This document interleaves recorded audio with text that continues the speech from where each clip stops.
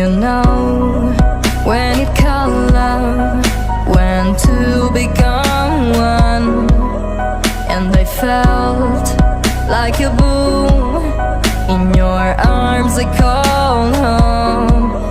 Do you know when it called love, when two become one, and I felt like a boom in your arms I call home. It feels like paradise when your hands are in mine. It feels like paradise when I drown into your eyes. Like it feels like paradise when your hands are in mine. It feels like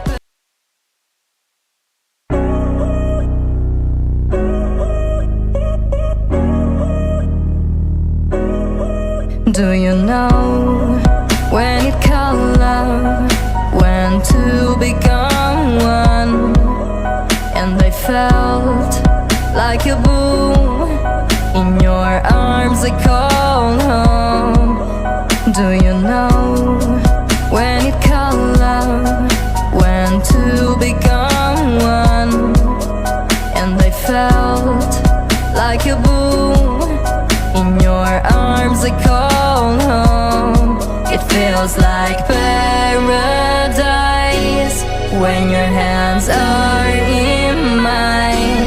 It feels like paradise when I drown into your eyes. Like it feels like paradise when your hands are in mine. It feels like paradise. Dikumeni na tini kire kita mabiru ko biukere iti ya tiake me chabitien wan utu kwero mon na mete tuterwa mapupat mena ni uti ugini teacher tek meke luciente chingi mena ni utina meti pasha megen tu berie po beru kere kwa tek jo ametia anenugi nyungu jo amegen supporting po beru kere kwa yot ikana me ana don apo yo ipasha me ana yaye wan uteru kere nywal be ni nino ichoi dikiti teri nywal ber ka konyi chokorotie wori tigi nunu jolwone tigi nunu tie jo kada kere ginu tiu kene meyo bodero adira dit kiti wo konyi chokpong iti duogo bilwa kulia nywal ber tile yo kere deh keno ikare nasha wanu otino pobio ni aye tutwal unu tero ba quotek eti chani ada don have learned to realize one who tell you carry nywal ber piano nywal wa nu pura bop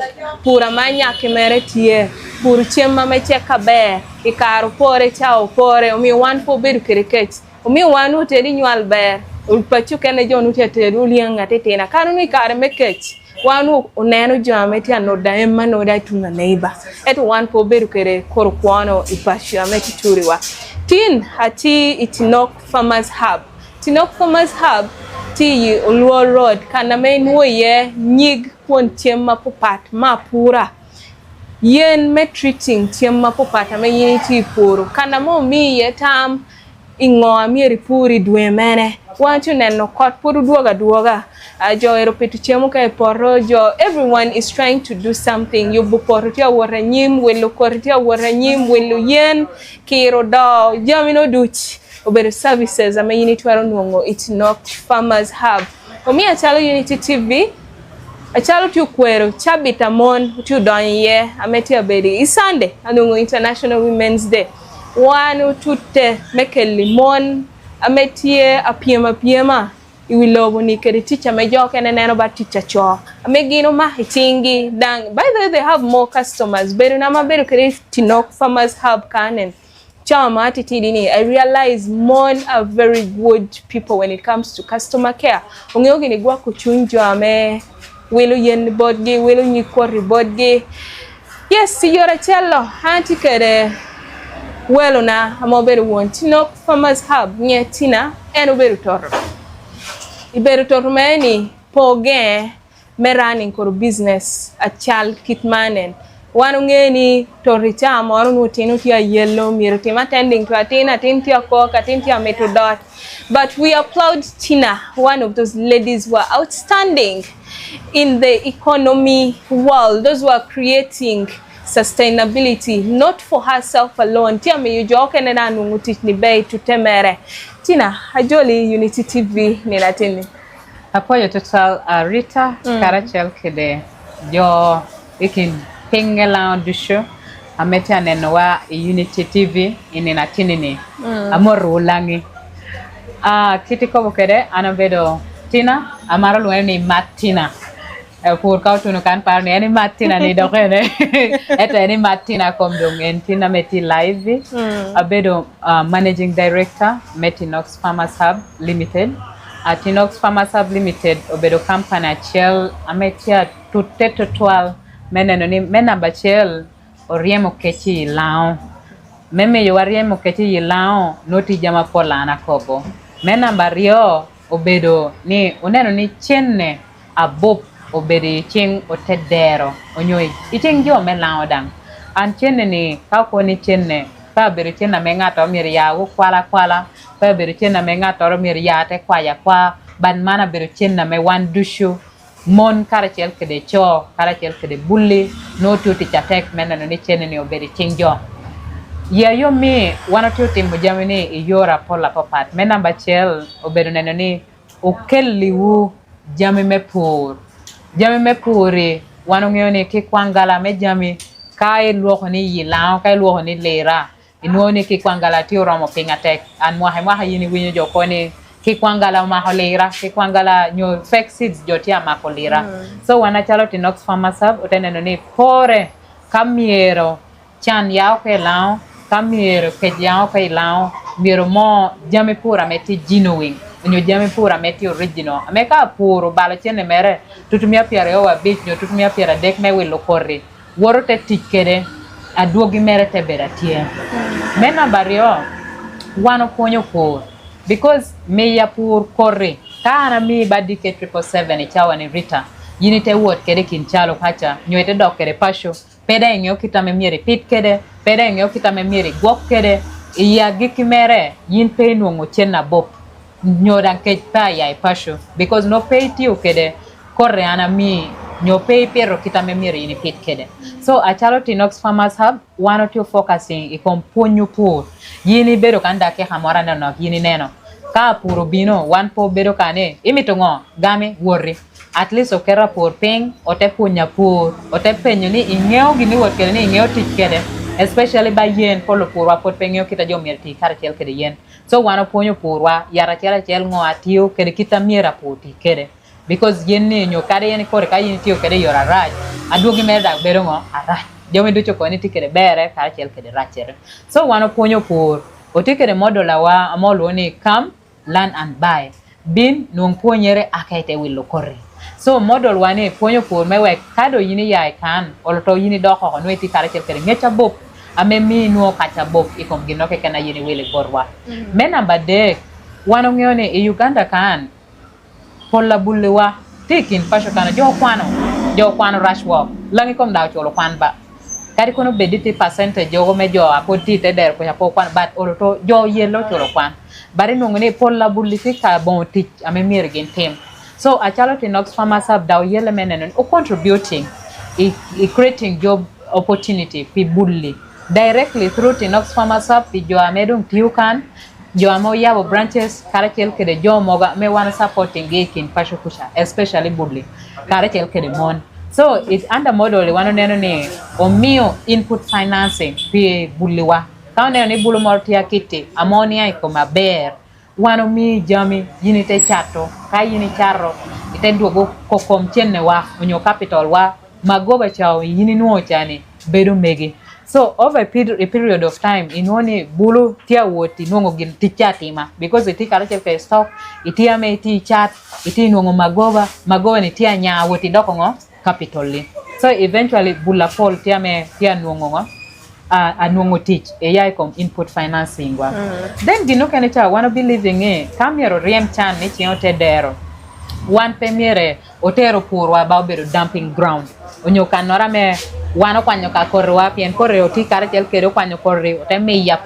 apur te woto okere kinchalo so wano timo gina molo ni market linkages ka yini wilo korre wa yini te wo puro ichala doche kaber yin na chala pur wano konyi memiye kubi karachiel kede chuk Peo nyuti ni chuken but yin na chala pur wano bedo karachiel kede kar me nyuti ni kai wori chuki kakan welere to no aber kiti ka yini pur watermelon na bob wano kubi kede jo me Kenya ka yini pur soya bean na duong wano te kubi karachiel kede jo ame awilongo soya bean so yora wanda otio tamani otute kede menene ni oriemo chan ikin otedero nywe ching otedero wa melang ya yo mi otio champion in pur podek at least yini be neno tutena yunge mo kario karoni abero neno ni obero wor farms adon ena meti South Africa ena ti Germany kana jo pur ye podek atek twal then yangi kamiere lonyo bini cheno tedero wa kamiere jo nuong chena bo opur miere bedameti apuro gini podek on your vegetables because mano bedo high value crops ameka puro eka chiel kiken me podeka puro ite comparing kere eka chiel menywage ama puro let's assume watermelon kara chiel kere nywage yini po ino ngini ka puro watermelon eka chiel anungo magoba bop like thrice magoba ma pura anungo ikom chena nywaga eno puro so utiu championing dan puro podek achalo gina chela me kwero riemo kech karachiel ke riemo chan iching tedero wa mere lao apoy tutwal tina fi kopa yini kobuno it was so elaborate and direct to the point amenyang yod both yina pura maitin and Unity TV ichaman one winyo heno wori lo ba Germany South Africa no experience nyunguneno apora po patikuna mentweru duogo pachkanen enteke titich achalo ngata mede chani te chatu jami ame kwaho wagda koni pur ti pur kiken mo do ken America de gwakule yi and all that but I believe man oberu kap me porro mega momano one of the registered karachiel kede mais in your ministry of agriculture and a license wa oyeye wa chato importing karachiel kede trading in Jamameti related to food. But basically, picha wani utote mo porro majorly. So take the license ame put kwa coffee com porro. Ana wori chale chabe to karo. No atia wo temugira mara titiri. Ate chop kere malamaro. Eno bero jirani wa inget pashu. Tia beto nywange mere beto ne re dwa ko nywange mere che porro. Korri mere che yom. Rimecha yomu here. Yes. Da permite lahi. Apo ngati yakina nywagi mericha. Meneno kwanyi porro. Tegwako direct yo de chia mechani enti abita dwaki porro cha. Anura mjoke neti abita maido wahio tia planning edwaki porro. So apo ngati yimacha ame ginu yobi komgi. Amo yai porro direct kede mena wano ti wele kane. Apo itoto RITA. Now, kai neno momot, the world tialo hikom jamario. Mena mbachel there is overpopulation. Lobotia me koketi jotia medde nino karachel kede nino. Kai yini nena no koketi 10 years ago ino nganu atikena. But kai nena now I have like 3 more people are more stemming from an nyo yai koma. That shows you ni population tia wotingo inya. Now, ka population tia wotinya, the unfortunate bit yeni lobo petianya. That is one aspect. The second aspect, iti uwinyo jotia kobone climate change. Climate change, nyo aloha me ping. Ichani kotia chwe, we are not sure. Achalo po dangjodo peti sure kado opit koroko onyo opit koroko nyo po opit kore. Koto duogo ko ya kote po duogo. We are not really quite sure moamengo. So climate change bino karachiel kede opportunity mo por neno ni korado anapito will it be climate smart so ka lo ni climate smart mano ber korame mena bachiel akanyo cheng assuming cheng rienyo kwate hateha korana pirro abero karachiel kede kare mechung apore nen mwa hokaro RITA second season opuro pirro korre te ya nina chela ke ni rap kote ruenyo ko da kot pete do da polo pu ter wenyo nywage gi agino piro jo ama piro nywage gi let it up obero kare chel kere kare mer wenyo nywage gi okay porro because eno keno tuo okay porro eno keno da do podo nyoho eno keno beda me telo ha do ko wo e porro peni kore no rach but pien no Tien ya te rienyo kwa wachel ena loha me pinga ja ko benyo climate change wana ko benyo effect er beda mano so ka yina por ipiro kore ame yini kwanya ko kete yini birre por ni pere nyo so ser kwena ti ye bien abari ho weka ya te weka tina tin te weki anko te weki etina no mo Merango chuchu original generational seeds yene ipo inong ni pedong ti climate smart Ameka yini piro in circumstance bala en memo hokarni jo amo piro kora me peti hybrid gindong wea chingia wea ban ngata mo piro kora meti hybrid apore ba 777 inong ni dana no kodo kwanyo kore so inoni kore ameti hybrid kiti kore ni noti resistant menamba chel to kudi kara chel kede tuo pojo ni tumalo wame Uganda ping lieria ping kom lieta te ha ame Pinka liet kudi karachel kere tuo yellow gina pirate hateha. So ka yinde pirro variety unyokorini moro amepe kanyo kudi karachel kere tuo definitely you lose that crop from the garden. Mena bario kore me hybrid beru kore me oloto no kanyo cheng kita nena ko kere. Ka yini pirro dokolcha en pa kanyo cheng ame weyo chia wea kadong circumstance ko cha no beratie. Mena bade yil lere ka do ko population ka yini piro loko kore inungo ni pora yin koni kwanye ye 35 bags for example dk 777 unyo tembo or recommending you can pick between 35 to 40 bags yai kom eka chelke ken melobo but ka yini piro loko seed chane yini ko inungo ni yini kwanye less than even 20 bags iwinyo ni no cha bero ino kono kane cha angwen joke ni cha adek. So what are we doing? No ititi mongo itedero kano ka yinde kwanyo awotita kwanyo 35 bags unity kwanyo 5 bags nyo 3 bags manu no to riamo chan nyo riamo ke of course no. So kam yoro riam chan karachel kede obet kede chema bo feeding population atia growing hybrid is the only way to go because at least akanyo cheng akanyo kudi a check danga bo tinen so apoha ametikin hybrid kerena ya no tia bitta birane meta mani any do hiporchani no then the other one no peti certified eno ke no itip to grains because ka mi corre mano bedo corre specifically oyehoni mea pera it's a planting material but ena unity ibito chani is a grain not seed tinen mo macha po bedo corre obero dong giname yin mi reteri chuk me achara ile produce tenano so apoha meti yakina giyeno okay hapo itutwal pimanu itamu ko bugeno kanu ni Tinoq Farmers Hub kane no tia linking upu kede chuka meti available ameti ready me wello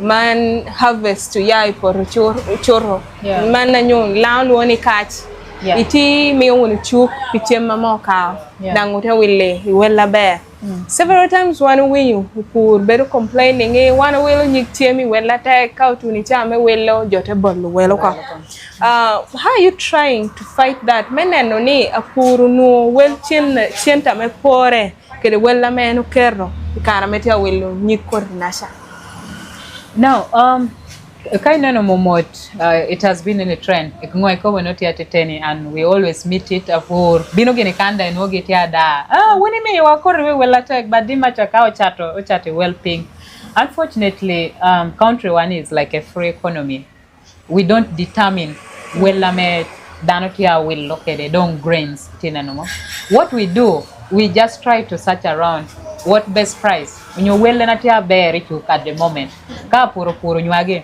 angeni there are so many kachato nywage aduong to twale lira kan so tishwa tieni maybe be around within lira karachel ke the other places ame willow grains to find out well na bear ote recommend porwa otel ko bene hey nen kakan unity chato nywage ni ko itutumia cheli chalo but jotia chato lira kan ko itutumia cheli miario that miario chani kayini made we pukini ko keta par nyo kada beach it's a lot of money I mean yina poor primary losing at the ground very losing at the farm gate price then look here Kampala unity chato nyanya ni uko kan tutumia para bit nyanya jotia will 45,000 ngogi ni loading okay bus you go and sell, you know. So we just provide those market information, take link again those contacts time you put there's opportunity here, go and sell your product. However, like you said, to take carrot here because it's a free economy. Right now we are seeing trucks coming from Kenya or Chalo directly, you know, and now trucks which are going directly to Chalo, our way login at farm gate price,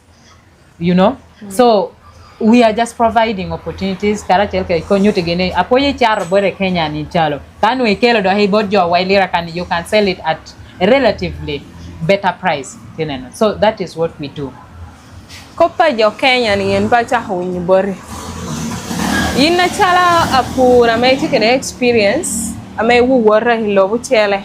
Mo chol kere ma munni kucha. Yeah. Ngo ame lobo Kenya tikere irwame puni. Ngo system ngo ame jo Kenya te tikere irwame meduvali kumchiema pura. Ama oremi Uganda kan. Abiru kere kare me wonoya. Ikare moro kanunu wa wari field. Yeah. Uteni wongo trucks bagi na biro lining hapo kwa tia kuoro nywagi. Yeah. Chungwa kati ya oto chamulileo tamkiru pucha teko biwani trucks yen binu welo nywagi inoya wela tek wela yot. Yes. Ta hotunu gini Kenya kucha they process of course I think into finished products. Yeah. Te duoga maberu jama medo yo vera ko mago ngano mago juice mago nyuha kwane nuru daho a brand already ready to sell. Yeah. I tinu ngoni kai iporo quantity amo packing e Kenya cha dungu te dugi Uganda cha. Yeah. Inuoni peramo na ha nywagi kila chiel ento wellere beru badoho wellagin welo kede nywagi kan do itiena biro. Ngome Kenya telo yikede Uganda. Omi one podu chien potwero processing jamwa temi yutum kita mirutum keda meram wa one natural one to keep our money in our country in the process of wello how to teach kede jamwa ama teacher do tumuko. Wow, this is really a complicated situation. Kenyans are very advanced. I don't know whether because they have the port, the sea, and the rest. They come from Kenya. Apart from, if I talk of maize, it's only maybe the Naseko company, Braxseed, Ameti, located in Uganda.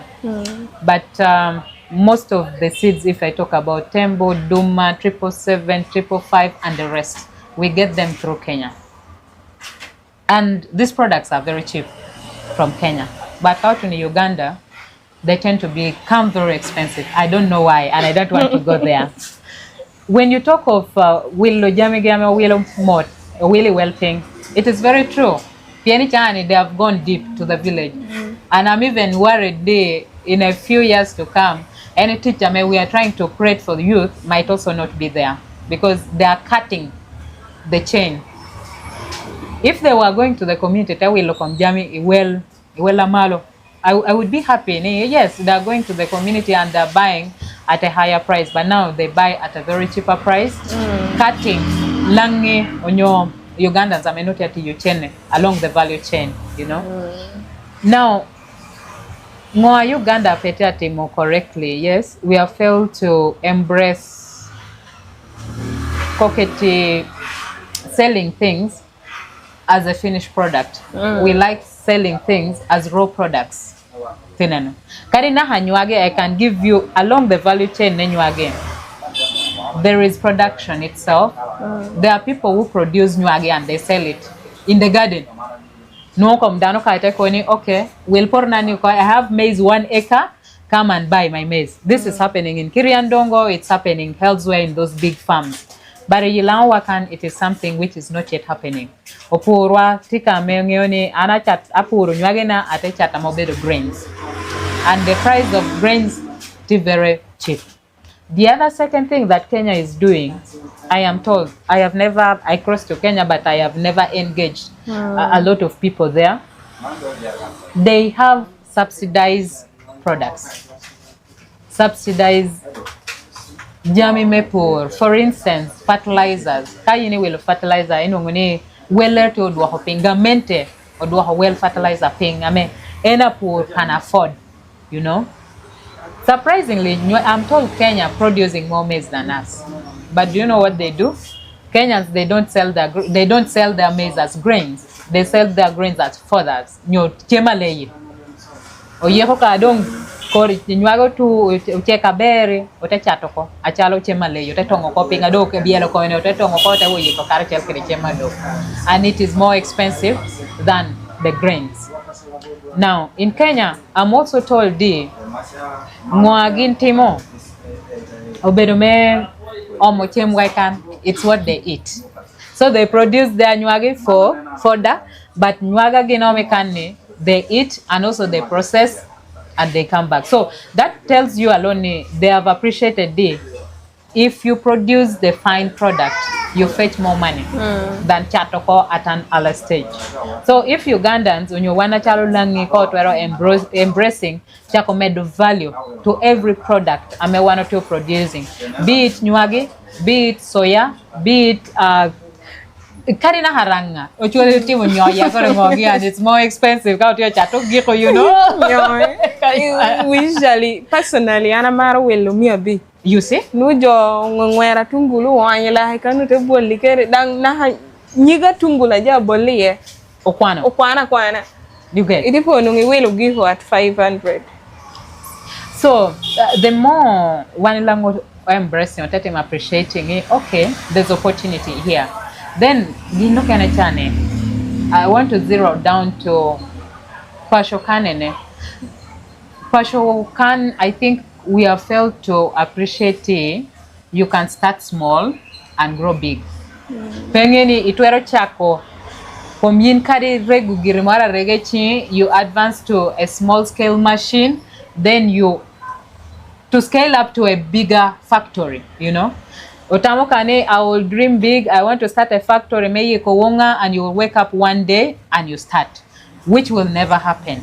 So Kanu Toroberokede, few investors, Langiwakan can do it. Techako come small, you advance, then you start producing those fine products. The market is large, we shall buy. Then Bully, still, I see Bully, we still think of white collar jobs. People think you cannot be an entrepreneur, you cannot start something small. We want to go to offices, we want to be in front of computers, you know. Bed in front of computers. But I can assure you, in front of those computers, there's no money, there's no creativity, you know.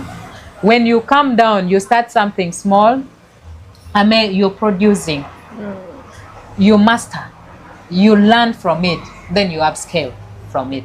Okay. So Kano Langiwa, the investors, the youth, team appreciating it, we can start something small, then you carry on, you keep expanding the vision. It works out. Then no one language producing those fine products. I think we still have some good time to reach there, as per our perception. Piana tena nabagina doctor fighting wala as per ginita mukobo better mindset. Yeah. One down nunyalwa chara nyiga manu. Yeah. Like especially one nama ocholewa kwan kunu beo itiema pure poro. Ngeo ni yes jomba hi pore chaki diku na hacha boro kachengu kene chemuru no burra wori tien ni wodun kede poro. Yeah. Iti wo raunu tien jami ma ku nete kotu no moro kede chem kunu nyungiti do na hacha pa. So no one do me want to nene okay mama chara nyiga. Yes. Dang mirugi kikanu. Yeah. Kedi cha moro. By the way, there's a scenario watamoro temo will nywaga nyige warote wobuku into posho. Yes. I think she was trying to complete the chain of production. Yeah. Eto peho Dr. Benny welunga Dr. Paro. And she ended up giving up. Mero no dadu tegi kama no kano. Yeah. So pera yot. And again we shall reach there. Yina Maitin and Unity TV. Thanks for joining us. Tinoq Farmers Hub.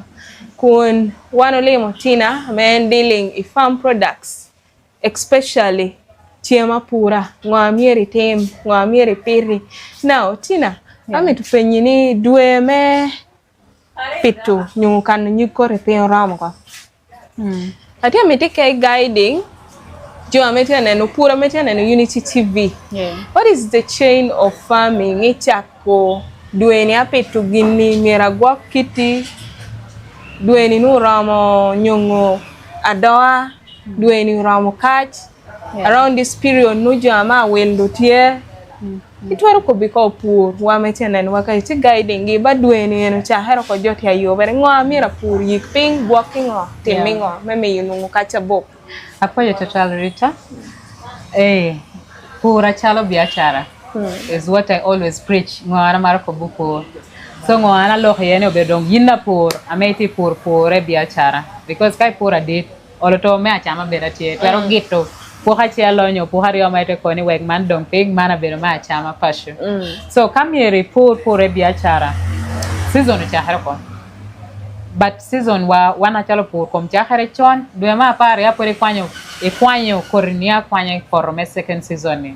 Yinno season no cha harko.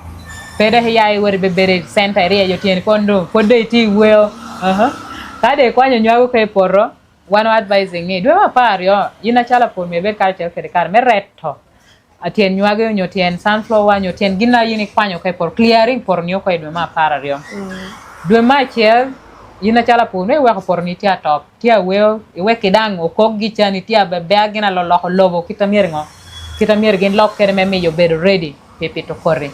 Then kadong dwe ma dek otono kot ba mo hani eno chako ton chonni polo pur watama ni kote ka ochwe man por bero ka langilwoni nga wow ne po de di yo ka pua yo ka lo ka ni man pod kote di ya pua but wano ko bene kayi ni bera por mi repeat kor ni ko ikota chela do yini neno ping tiame biaha ame romi korito mi repeat kor ni ko ping kayi ni ker kor ni ko ping mio korni benefiting from one nitrogen flash.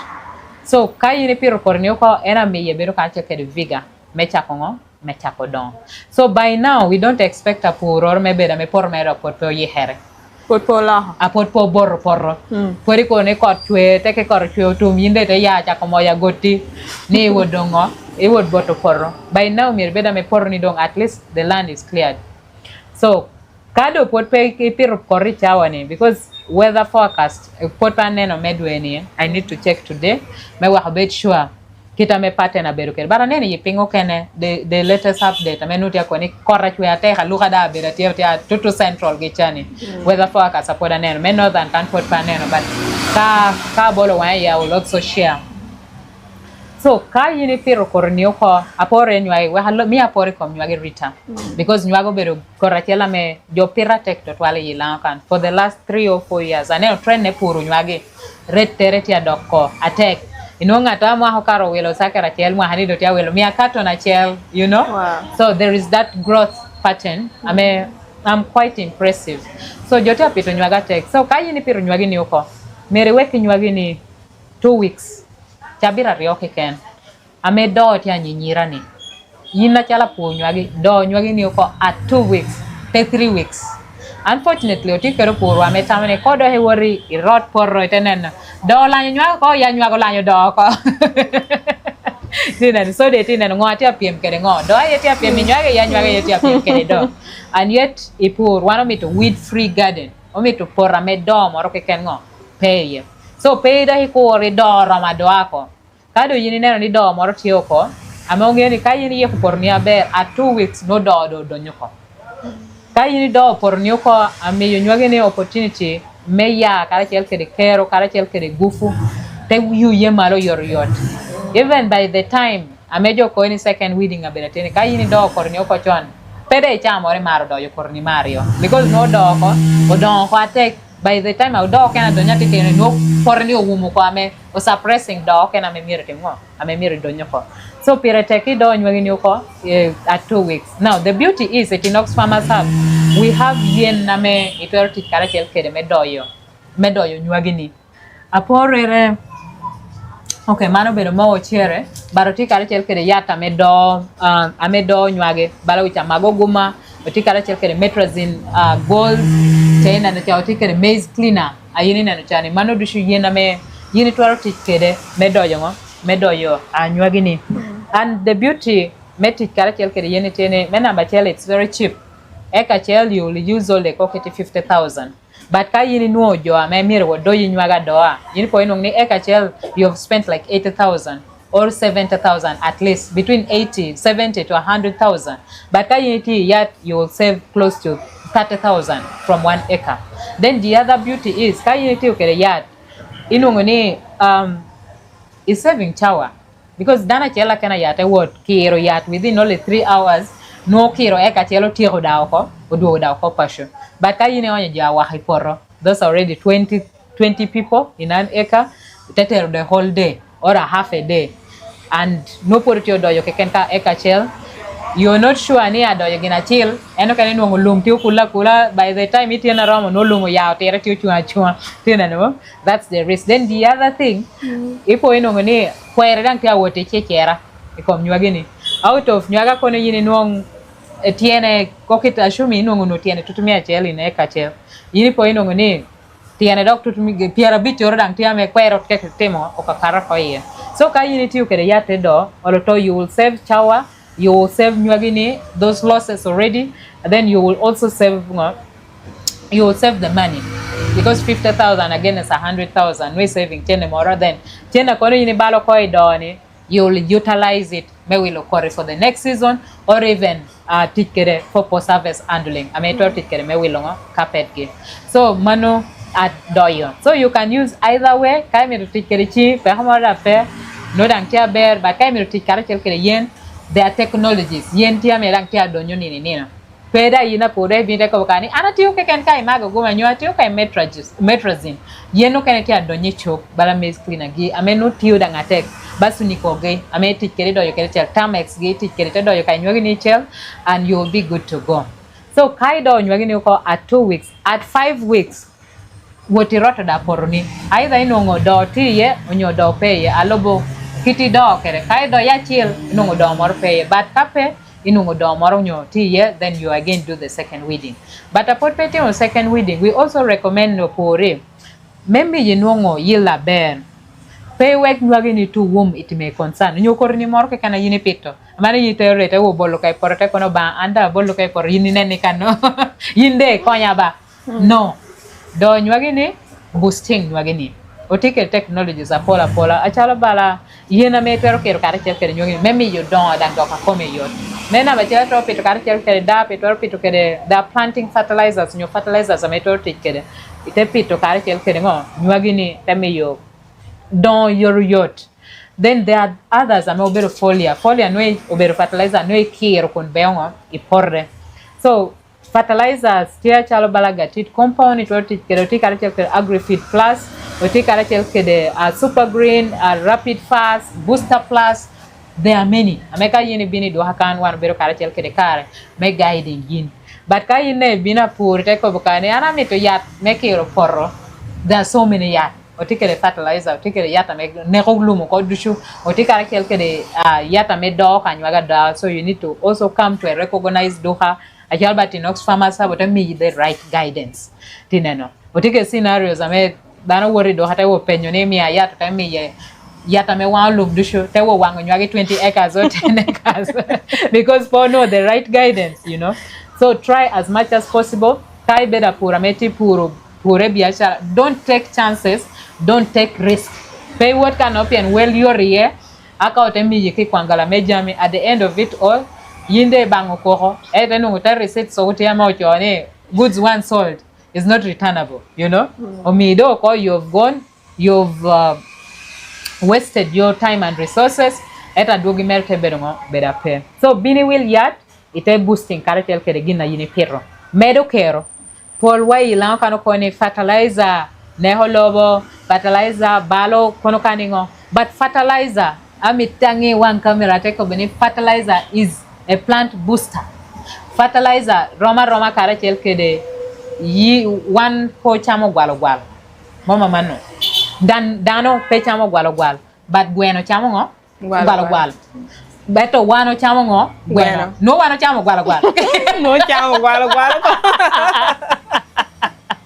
so bueno chamo gwalo te converting te doko bueno then wano te chamo gweno. Hatu nuko michamo gwalo.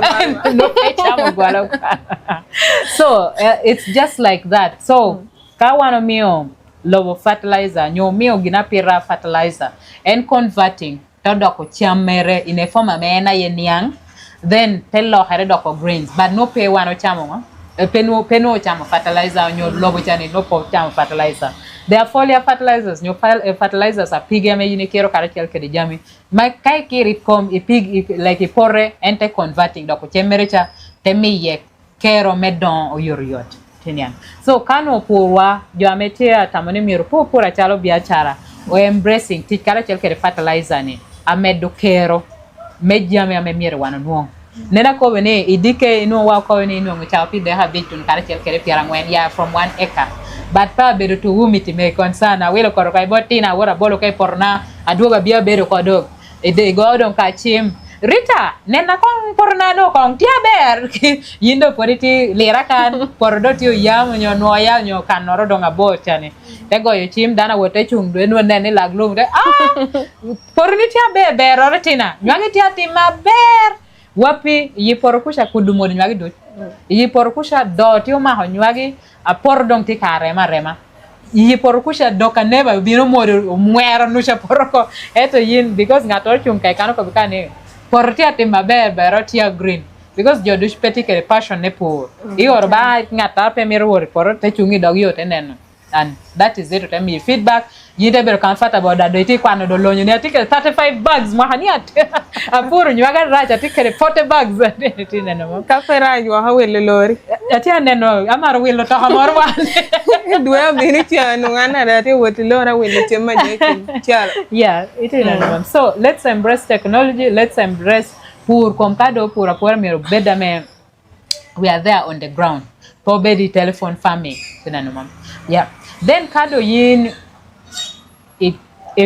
ipiro kornyoko ido pornyoko imede mochamo konyo ipiro fertilizer ko itebedo yina pora meti timing chawa mecheka kore utikere nywage ametero ba 75 days nine pier biru ya bit nywage ni should be ready so yina por kadong 75 days nywage ni ti ready miri ya itewone no nywage ko no rama kwanya ko because kai we more days that is an opportunity men nywage ni chako to ko por because nywage ka reaching maturity ti nywage kene iwinyo ni ka kor tweye pendo ja do to ko ni ka kor tweye ena chako to pitera. That is what we are calling for service loss.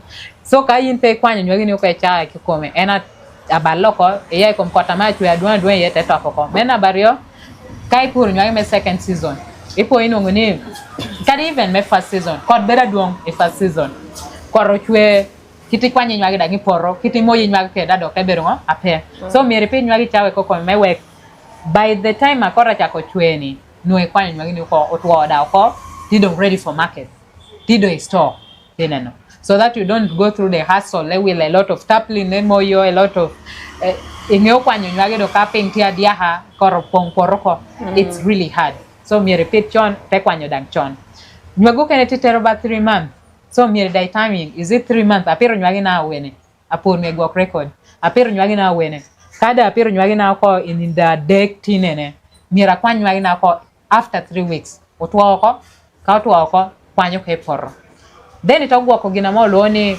for service handling mane yungade kwanyi porro igwa ko nywage ni ningo kado yini kwanyo nywage ni ko e porro ti jama aroma deng nywangwe na mamita ko mena bachel mode of transportation iter nywage ni porro ningo RITA ido de gali no tia woti porro achera ria dek nyoda peror poraber ichojo achwani kwanyi porro oweko hips or nywade hangweno ko e porro unity me to 35 bags eto hips aromo 5 bags still don't care porro el yina poriti kwano 35 bags you have lost your nywage out of the 35 bags e we habishu don't care porro along the way unity wo nywage tia wote porra you don't care adiatia porpeti kwanyo you have lost again no shopuru or even puhachel donc can kai 29 bags you're talking about 35 bags you're losing along the way ituno pashu Polupurwa, at least I'm happy ni most of the farmers already embracing tikarahelka tapling. Me we hodonyo karahelka the good grains tinda namo. Yina por imo nywagi ni peng ngishu do homa nywagi ko akati nywago kene ti type kene me yini keto kangi shumaho dogi chate doka rema te doka yelo tetere chuk dima jote ko ni aflatoxin o ma nyuagi ni ko ka chato pe utiu destroy ko along the way ke jo atero na by border make atero Sudan we need so many tons of nyuage o destroying ko just because opo no pe ogwo hongo nyuage ga bear during for service handling so taplin here o will taplin o chak moyo nyuage wa kado yimba pura pot petit karachel ke taplin me work at least quality karachel ke the quantity menyuaga yini chato beda mengo nutia bear for you ni ichuk jamito quality dianga chil momo ko ni chata kene so kayini tero diangi morara rache chuk definitely you will not blame a will ote ko ni jota will jami why well lapeng because no you're producing substandard products titero nyuage chuk nyuaga me o mallo ko te ko ni okay megini omi ke kan ka tuta chele I know you've ever gone to kana jo godi yo ochere kayini wor kana mo godi yo chere no t grades kijo mo ga puro rabino they will give her 4-5 apuro rabino take be 3-5 apuro rabino take be 2-5 because the quality of ngwano unitary cho will determine the price amejo not ya me and this still applies even to vegetables kayin pe gwo jamini abere poro kayini unitary cho it will be the buyer to determine the price. Peno yinde teacher name to konya bade will ko Canada do ke yepe konya bade will and you're desperate. But if you have quality, yinapo you will determine the price. Da ingolo wela men waiting atangara. Mega name ya 4-5 me ya yape you know? Me ya yape me ya. Kape me ya. Me ya. Nungata will petit the option no can apart from me you either me ya or me ya. That is it. Yeah. So post harvest handling is very key. Let's follow. Jakare kwanyi poroke kwanyo you're better using the best transport means. Amepe mi ruenyo kilo moro nyo puki moro along the way. Egwo hopasho.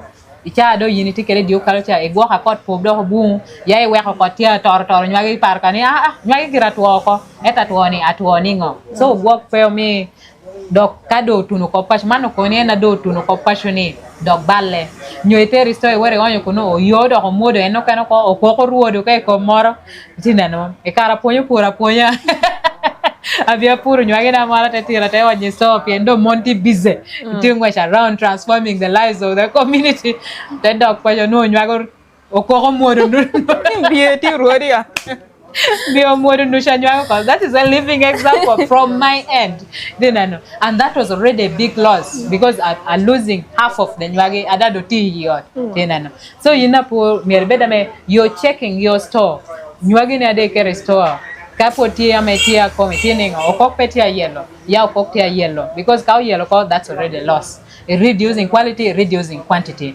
amemano chena yini rwenyo kwa along the way then his store one mar pokobo pore bedker store meti higher rated ame yamo donye ye beda menuiti wote checking kai ogong petia yellow nywagi na ya korodong ineno ka poporo tu pong his store jusho you know apoporo tu pong his store yinde ti koro chat then nusha pok menywagi opiro ko iteri chat da saying quality menywagi ni petia be mano mi ke kane mia boro jotia wili ya chala rio nyo chala che e me te ko ni ami ka mia boro so those are losses ame one of miro beda ma otio go here then lastly no dum chato nywagi beda pura me pebe desperate for you need ibalo 3 months of poor you've wasted a lot of your energy you've wasted a lot of shower you've wasted a lot of you know chawa koni bed kere ko mi chamora yini bale por then ite ko ka ngata te kon amana mi ko mi adek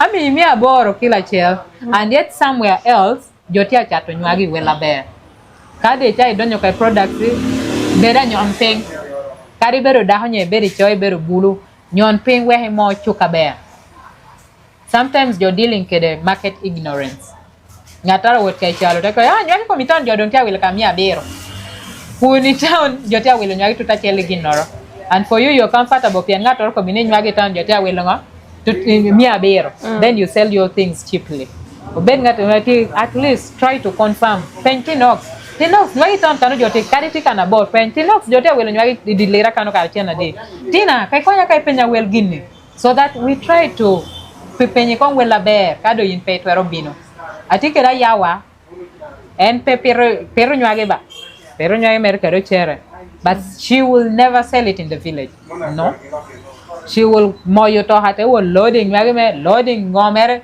kello kai town chatoko do ko yeyom at least no she has obiting the so many Oluogi ningo Jona beri middlemen gine ngakona go between so no ngolo luake jo ametia kubame because middlemen ati die ni dushu ngato du chame to nongo chenne en medo mere wie kagina mi no ben mi abero ena bina ko bini mi abishel piara bich ena no piara bich wie ngato chada ena bino de dier kan ko bini gine ko mi abero ena wor char mi abor piara bich ado yini ya chane ya yer wachane nyoy amola tar wacha nyoy kano ke kan lepton wachane inoni dano ti o mere wel jami mere then yina no do eti kero a lot of energy but jo kan ya yenu tanu magoba duong e yai kompura yini te koro okay point 12 tina mwahani kari metul kapu pe metul launch podi launch kada launch ko podi me de launch ka yomi launch tie la do heru tutu kiana de kai wo funga tina beru ko bi wachaki ya chaki kireme yo buporen ko bi wani bay dwe ma pari on nuru nuwe tire raro tien na pena tien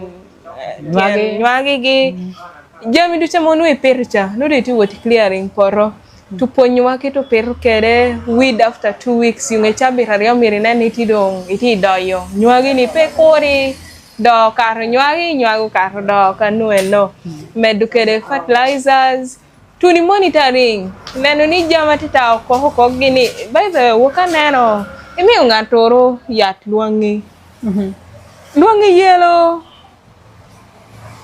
da koni luangi yelo nga nena ko bini want your championing pur podek so til luangi moro ti atara titina ame yellow watermelon then yellow nyanya ateha and right the watermelon you've ever seen watermelon na me poro inoni otapo ko itere duch otapo ko wie dushe nyo nyanya me no cha otapo ko itere otapo ko kore ginoro nyotia ngoda kitoro peti uniform in size so mano bina chala dogi me luangi okay luangi ikayo so yata mio no en kiro kete gengo ko luangi ni araru producer na gani ya wele ya luangi yede wange ko ni neno luangi dia lo bunya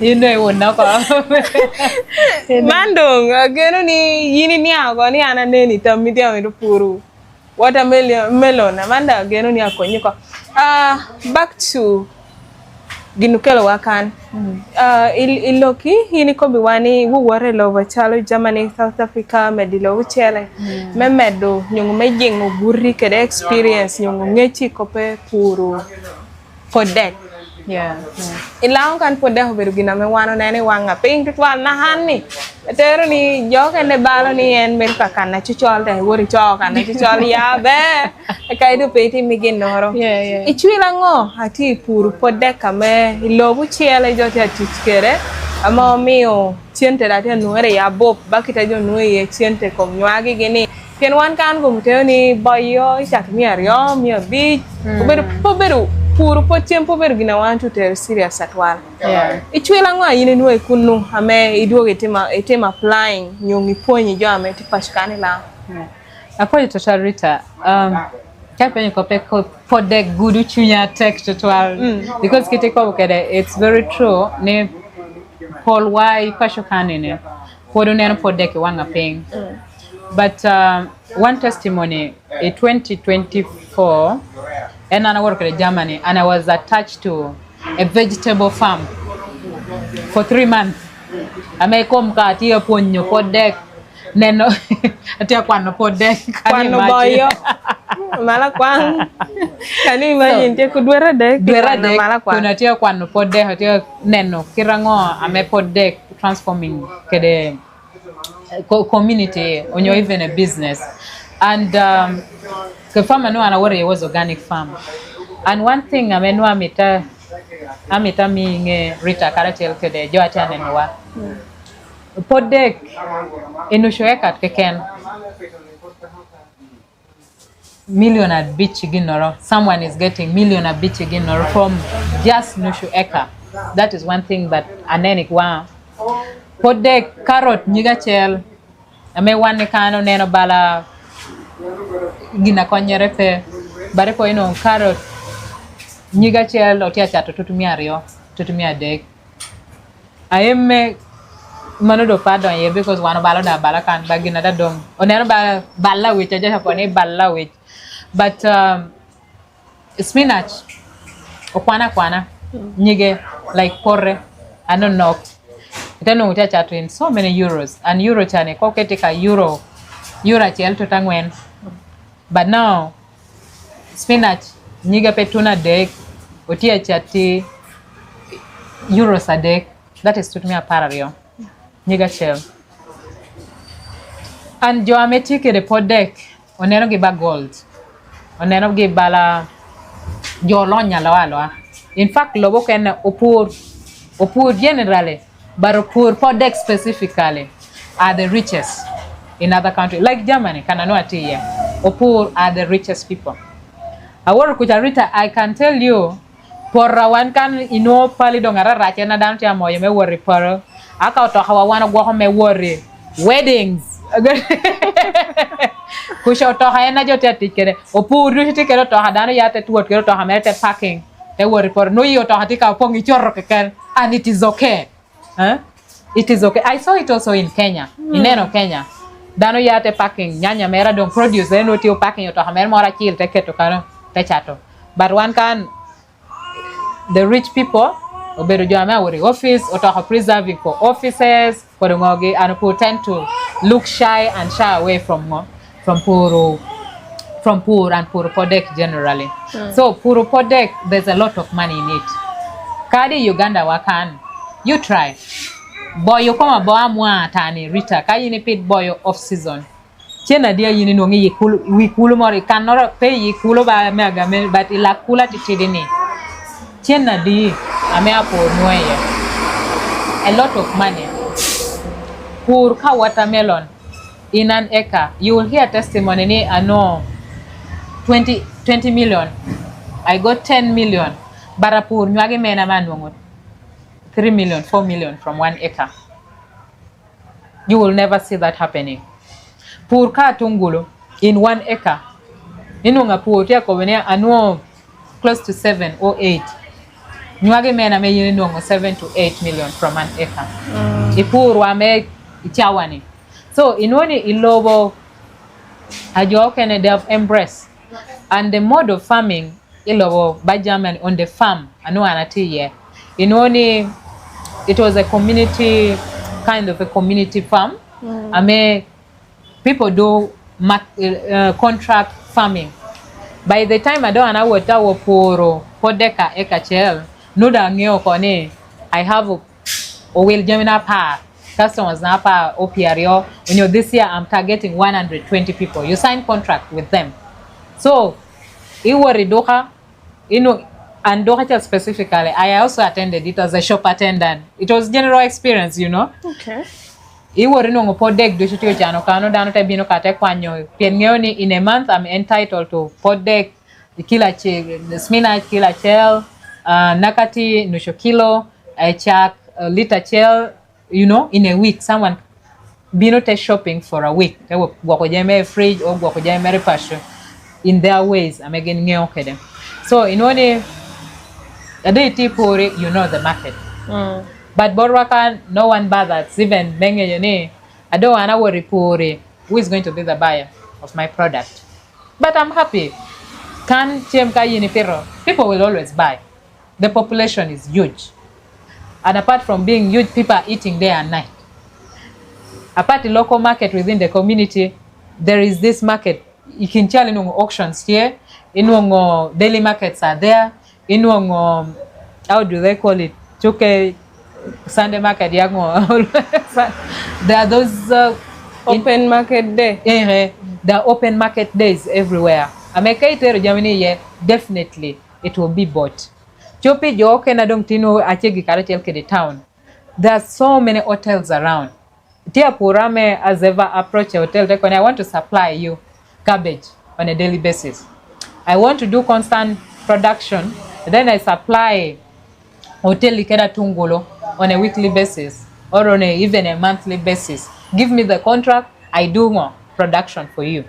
So Langiwa, we have that opportunity still. It's like a virgin land where we can employ, but then can we do contract farming? The hotels which are around, the big companies, because they will be cooking. Kanada radio unity, kana unity tishiene. I know they cook stuff. So kaiko we were ami to supplying olutoa tungulu kila bisha beach on a weekly basis. The problem is one time kapo and we want to rely on all the rain-fed agriculture. Amotaone kakotie no watiopo. Kaorotie no one tie. It's the trading center. Kerepodo tio relaxing. But yes, it's but kodopuri mirror like constant supply. Kada tungulu ni kero kai bedi. At 2 weeks you're putting another one. Manotia ya wotidon iti transplanting man. At 2 weeks you're putting another one. So that you have constant supply. Mantia ya menokenetia donyo. Mantia donyo menokeneti ketibedi. Mantia, you know, this one is growing. You're about to harvest this one. Menokene, you know, so that cycle is complete. Ngatameti supplying dangtenge yini. Okay, I can rely on RITA. Ken power about RITA, I will always get this. But no kopurwa ye pulu tunu kakano. Amempe choti gina yano yero ni epur. Epur, yes. Jo temu season jo dokte weko kodo kote koru te pio ko nyongi gino kene. Actually, polo pur work potpe we have not yet even mastered kope. Okay, under bedos are specializing ipuru gini over a period of time. Dana puru watermelon kegoye. Yeah, watermelon goa. You have not learned the market, you have not learned the dynamics in farming, you have not learned the challenge. I won't matter, no, this kind of challenge. How do I navigate this? Because in perfection, you have to keep doing it over and over again. I don't care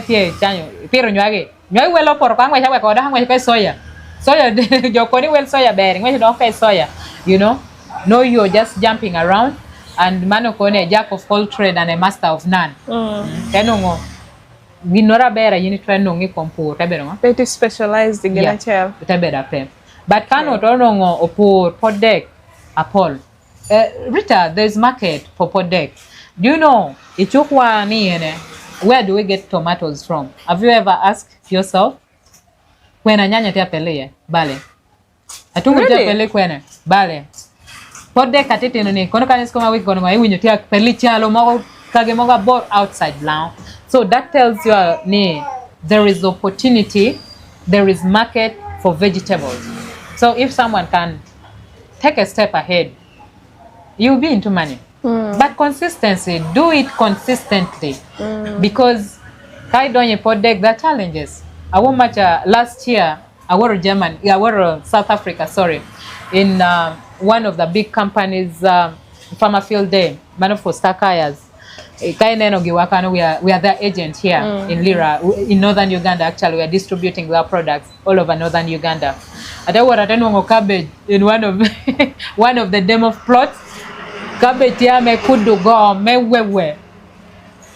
I asked myself, this big company with all this sophisticated technology, ginadang nenoni virus, terrible resistant to this kind of virus. They have irrigation, they can regulate everything.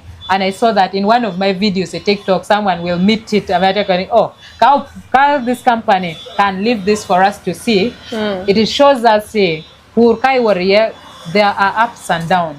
Pay what hitting a jackpot, it no 100 million or 50 million or whatever million. There is a season there's a season and things will work out for you. So are you that farmer then you run away? You will report the hippie to cabbage onyo chio beo then you run away. Cabbage is a bad crop to deal with. Yeah, you will do it again and again and again. Then you master. Ye ko pe ka be yue de teno. Ade po yo I encountered ngato nu de ko ni nu de cheka wotere. Apiru ka be jogi ti kana be jo ne ho pota. Nu ka be yo le lo ere la ko teno podu nywa. Yeah. So I don't know about that mindset because pola jotero ni tahapiro giramaro pete nyak nyungu kachere pete bedu kitu nuari ameti bet kere yoero kanu nek porro be ye kani korumo no, but I believe kere ginda metina beru kobiwani omi examples a Paul kana South Africa twal ja meruamge tiu yelo mala ma wura that's one of the superpower countries we have in Africa. Amekori jamino no miru don ka oberu ginda metwero gere chamoro no miru do po bagi ni kor kanu no. That's true.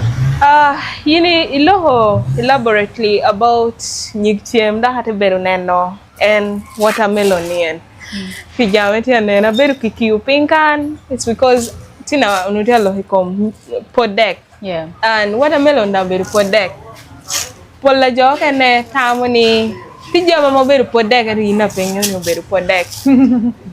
But as per explanation natina anyangi watermelon is one of the vegetables that I didn't know. Daw beru ginna me joke ne katia puru joke ne ngi wanga ping. Unfortunately, ilang kan jo ame penyo watermelon potie. Make I go deep into villages. I think you don't know watermelon. Something just like they don't eat avocado. Yeah. So poduti unana, but I'm glad at the same time ni jo ame nge chwelero ko weltienta me yaye. People are seriously into farming watermelon. Daw tu puru gini chungia chel kani kur bedi jo kene koki pono balo ko kani kur ngono ginan ko na maru nyube ne punni yelo watermelon. Pangyo gino me ginana hapono ti amaro yindano ngage ngicham. So what about Tina kane? No, Tina. Lo hanga me twero me yo. Ngata me yo mana hapot po uta amoni. Okay, chunye me rupu etu chadu nyuti alworo ne pornata. Nyikche mapanya kacha pa beru kita mame ti bekere. Piende moment pola jojo ameti white collar jobs yen. Cha amoro chunji wiye ni apur genoro. Etu ka gina bini wigina machelo beni. What can you tell them to fade out that fear? Chunye luoru cha ikompoagi ngwa metwar ko bugo mechukru chungi. Koya. Poor, like I said, it's a business in its own. Poor is just like an employment. Poor is just like it's a business. I would say that. I would term that as a business. So, kitika okay. Should we call it betting? Just like another thing, it needs risk takers. It needs ngatorame wants.